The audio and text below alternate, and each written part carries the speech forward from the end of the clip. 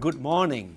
Good morning and welcome to Media Pulse, the show where we help you make sense of Thai politics. The Thai media coverage in the past 1 week continued to be dominated by the fallout from the Icon Group scandal. Right? Yes, so it's now being considered as a pyramid money game. That's right. It's quite a step, forward in the case because previously it was treated only as a public fraud case. Exactly. And now it's being treated as a more serious offense, alleged offense. That is the pyramid money game. And as someone who does the news website, if you were to categorize this kind of news stories, it would basically fit into crime, fraud, but it's becoming increasingly political now. No, it has somehow become a new political time bomb that has the potential to explode in the face of some politicians or even some political parties. Exactly. Yeah, but we'll come back to that that's in right. a bit. Yes. All right, we start with politics. The issue of Article 112, or the so-called lèse majesté law, has once again come back into the media headlines. And we all know that when we talk about Article 112, we are talking about a very contentious and a very sensitive issue. Yes, it is a very divisive topic, but the debate surrounding it has been more intense with the ongoing efforts by certain political parties to introduce amnesty for political offences. No, but there seems to be a general consensus among these political parties for a need to grant amnesty to hundreds of people who have been prosecuted on political grounds. They include people who took part in street demonstrations and engaged in some kind of violent activities during Thailand's years of political turmoil. So that includes the yellow shirts, the red shirts. So in short, like people engaging in actions or activities that can be proven to be politically motivated will benefit from the proposed amnesty. No, but the major bone of contention is whether the proposed amnesty should also cover those who are prosecuted under Article 112 or the lèse majesté law. That is the big question mark. Yeah. So speaking of Article 112, we have it on screen. So it says any person found guilty of defaming, insulting, or threatening the king, the queen, the heir apparent, or the regent shall be subjected to a penalty of imprisonment from 3 to 15 years. Now, for the time being, the three political parties have already adopted their own different versions of the amnesty bill, and these proposed bills are expected to be formally submitted to the next House session in December, that is next month. Right. And the fourth amnesty bill originated from a civic movement. So now altogether we have 4 bills seeking to grant amnesty to political offenders. Yeah, but only the drafts from the civic movement and the People's Party includes offences under Article 112. But the problem is that up to this point, it's still unclear whether or not the Thepchai party, which is the main party in the coalition government, will eventually come up with its own version of an amnesty bill. That is a big question. Yeah, it's unclear, isn't it? Because before this, they've been supporting it. It's true. Originally, the parties, many of the parties, MPs anyway, have expressed support for the amnesty bill, but somehow, there has been some kind of a backtracking. So the fence setting of the party is now is in big contrast to its former stand. It was a stand that it took during the last election. Remember that? Yeah. It was one of its campaign promise to adopt a bill that would grant amnesty to all political offenders, including those prosecuted under Article 112. Remember Kun Chai Kasem? He said he was ready to push for Article 112 amendment, citing basic human rights and grave divisiveness. Kun Chai Kasem is a former justice minister and was and still is one of the 3 ministerial candidates of Thepchai party. Yeah. And of course, we still remember that at one point, just a few months ago, Kun Chai Kasem was poised to become the successor to Prime Minister Sethar Thavisin after the latter was ousted by the Constitutional Court, right? But the Thai media believed that Chaikasem was jettisoned at the last minute as the price he has to pay for his open advocacy for amending Article 112. Right, and the media headlines has been using this word. So the reason that may cause Chaikasem to lose PM seat, but it says ชวดนั่งนายกชวด is like missing out. So I think this incident certainly is still fresh in the minds of the leaders of the Pheu Thai party. Yeah. So it should be no surprise that the leadership of Pheu Thai party, including its de facto leader Thaksin Shinawatra, know too well the peril of meddling with Article 112. So Prime Minister Paetongtarn, the party leader, has been quite evasive on whether or not her party will come up with its own amnesty bill. And she said that the party will make a decision at the meeting. Yes. That means the parliamentary meeting in December. And when she was pressed by reporters on this issue, the Prime Minister made it clear that in the event that the party proposes an amnesty bill, it would not cover offences under Article 112. So a change of heart. A drastic change of heart that certainly would disappoint many of the party supporters. Yeah. Right. Is it normal?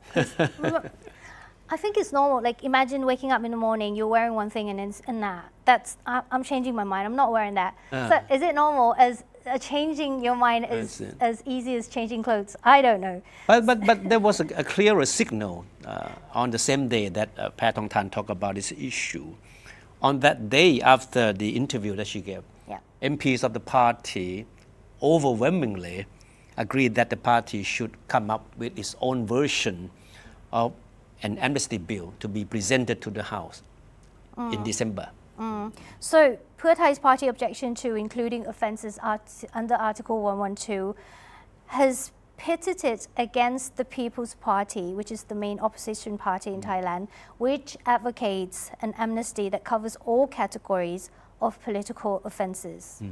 Kun Rangsiman Rome, a key leader of the opposition party, said the proposed amnesty bill should provide the Thai society with an opportunity to end the political division that has plagued the country for years. And of course, he insisted that the proposed amnesty should include people who have been prosecuted under Article 112 as well. So this is a very clear stand taken by the People's Party, to which Kun Rangsiman Rome belongs. He even mentions, like in this headline, he said he's disappointed that Phumtham did not act on the opportunity to bring about political reconciliation by pushing for amendment of Article 112. And of course, Kun Rangsiman Rome went on to single out Kun Phumtham Thepchai, the defense minister and the key leader of Pheu Thai party, for backtracking on the issue by not including offenders of Article 112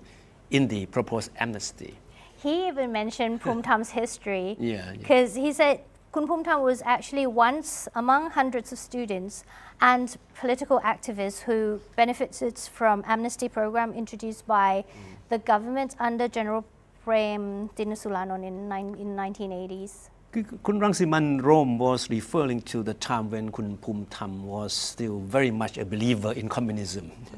He was one of the student activists who were went on the streets to demand democracy, but were branded by right-wing extremists as being communists. And Kun Phumtham was one of those student activists. And along with many other students, he fled into the jungle to join the Communist Party of Thailand following the coup and the military crackdown in October 1976.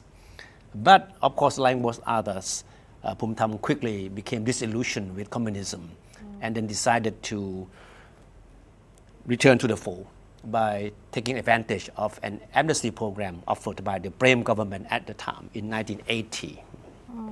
Yeah, so Rangsiman also said, had he not been granted amnesty then, he would not be standing here today. So he was referring to Phumtham as well. So analysis in the Thai media have noted that Pheu Thai is now under great pressure to keep its campaign promise. So that's to pursue amnesty for political offenders, including those prosecuted for violating lèse majesty. So at this point, it's very clear that the Thepchai party has taken several steps back from the promise it made during the election campaign as far as the issue of Article 112 is concerned.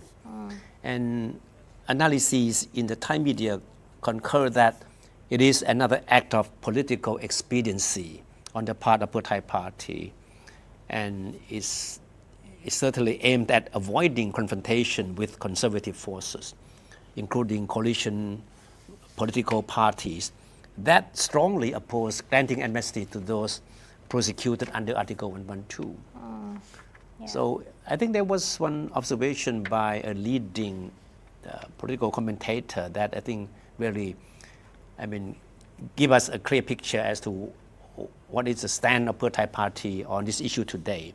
He said, out of necessity, the Thepchai party is dropping all pretenses that it is a party with progressive agenda.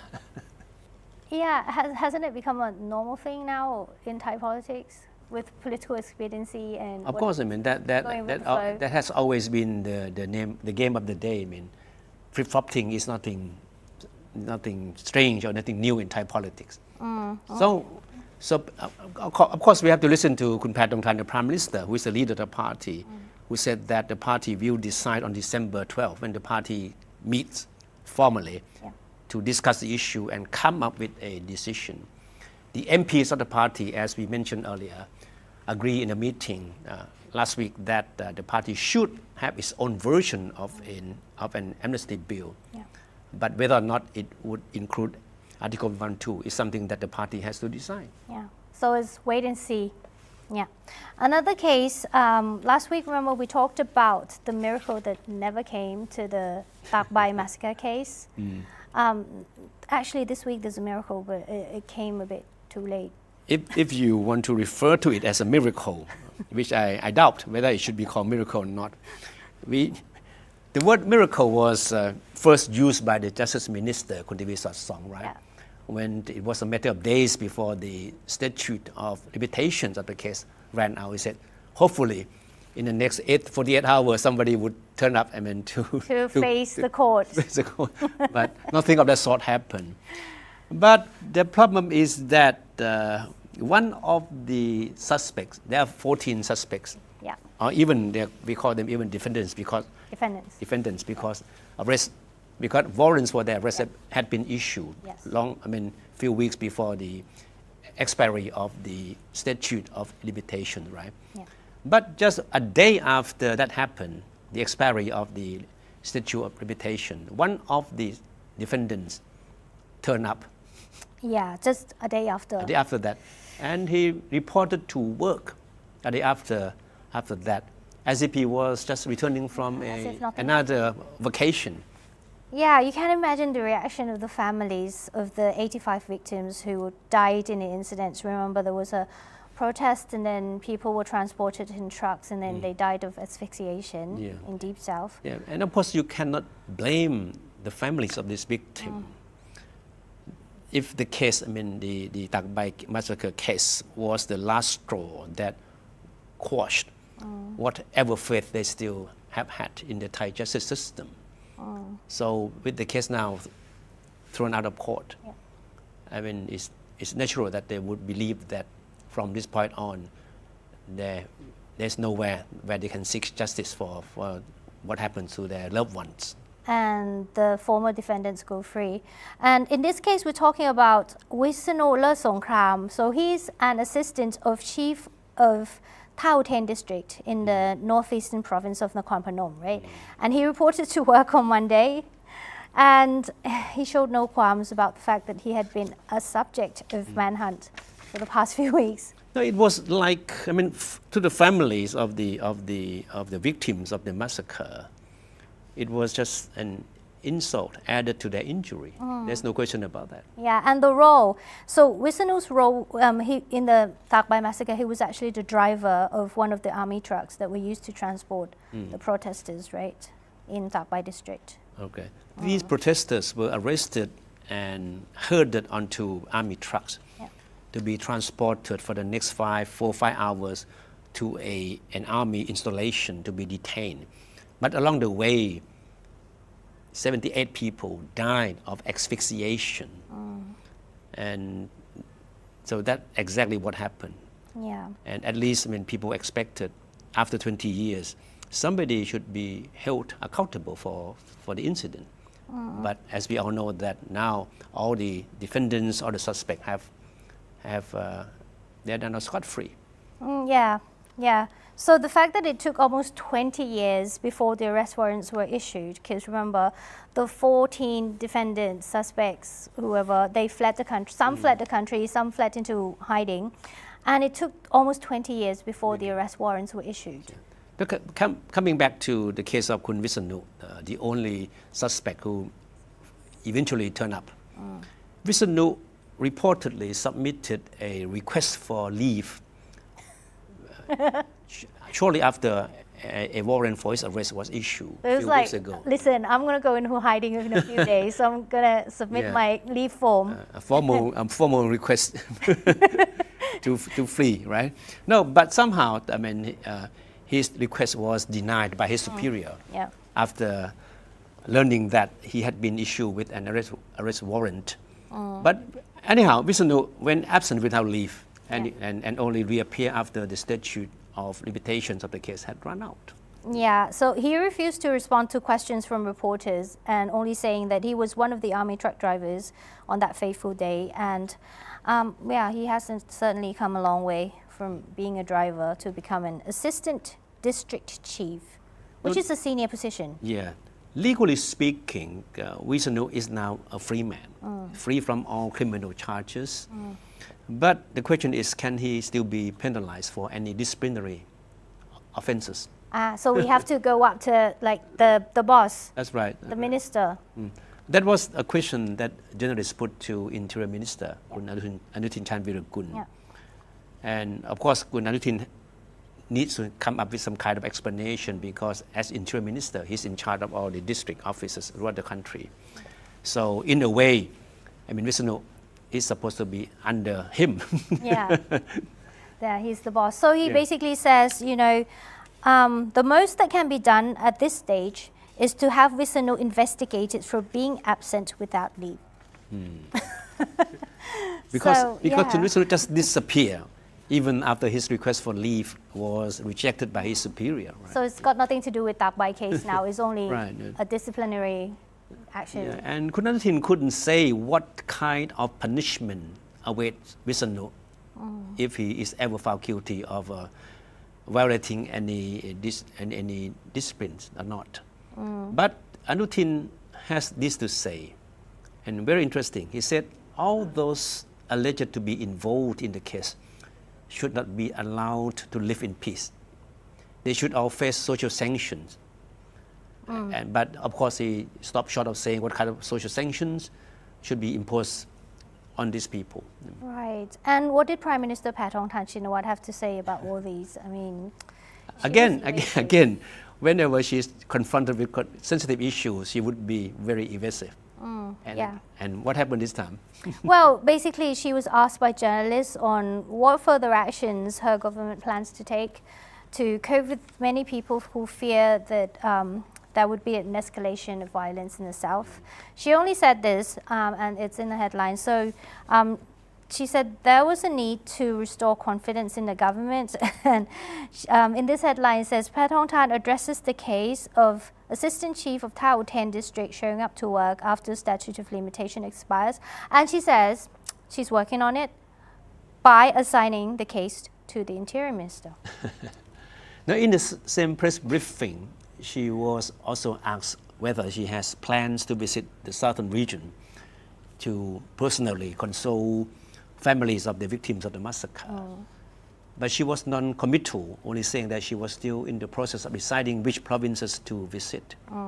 And interestingly, she quickly added, look, today I'm wearing the southern style dress. We only have to guess what she meant by that, right? Maybe she was trying to suggest that by wearing the southern style dress, she was already exhibiting her solidarity with the people in the south. And if that was what she meant, we have to admit that it was very subtle. So it's very subtle, but it's a nice chat. I like the print. The print is beautiful. Anyway, so now back to the icon group. We talked about this at the start of the show. The drama continues with the case of icon group, which the DSI, the Department of Special Investigation, has classified as a pyramid scheme now. And remember last week, we talked about angels, or those who were believed to be in high places with political power and influence. Angels or demons. Yeah. And there were also many sound clips of conversations about money being paid to, quote, committee in order to help Paul, who is the CEO of the icon group, out of some trouble, right? So we have this headline from Matichon. So far, one politician has left Palang Pracharat Party, and we're talking about Samat Jain Chai Jitwanit, after the issue of the sound clip became public. Someone has been the center of attention. There's no proof, though. There's no proof that it's him. And he himself has been denying any involvement with the icon group. Yeah. But the alleged conversation that has been leaked to the media pointed to him. But that's something that he keeps denying. Yeah, so we, and obviously he's linked to the party, and the party is linked to Angels of the Forest House, which we talked about in the program last week. You can rewatch it if you like. And we have this headline from Thairat as well, because it doesn't end there. It doesn't end with just Samat. So the issue is being tossed back and forth between two political parties after the audio clip raised question about Palang Pracharat Party.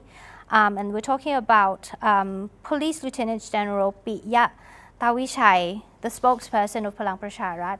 He's been dropping initials, like name initials of 6 people. Well, that's very interesting because the 6 names, the initials anyway, are linked to Thepchai, the core of the coalition government. But of course, I mean, the leadership of the party has immediately came out to deny any involvement with the scandal. Yeah, that's true. And even Phum Tham from the Thepchai party came out and said he dares Palang Pracharat to reveal the names of Thepchai's people with alleged link to icon case. You know, what is interesting is that formerly the boss of the whole business operation, Boss Paul, right? Paul, He's known as Boss Paul. Boss Paul. One of his most quoted phrases is that our business leaves no one behind. Right, right. And now he is proving that. Oh, yeah, you're right. It's true to his word. He's now dragging everyone along with him now, and no one will be left behind. Yeah, so we have to see who the 6 names initials belong to. And it's weird because Thai politicians like to drop initials. And of course, and that gives the media a heyday in speculating who these people are. I know, we're trying to link like who belongs to which party, which position. Of course. I think we will get the full names by next week when we come back with our next media pulse. That would be very program. Interesting. It'll make the program even more lively. Anyway, I guess that's it for this week. Thank you so much for watching, and we'll see you in the next one.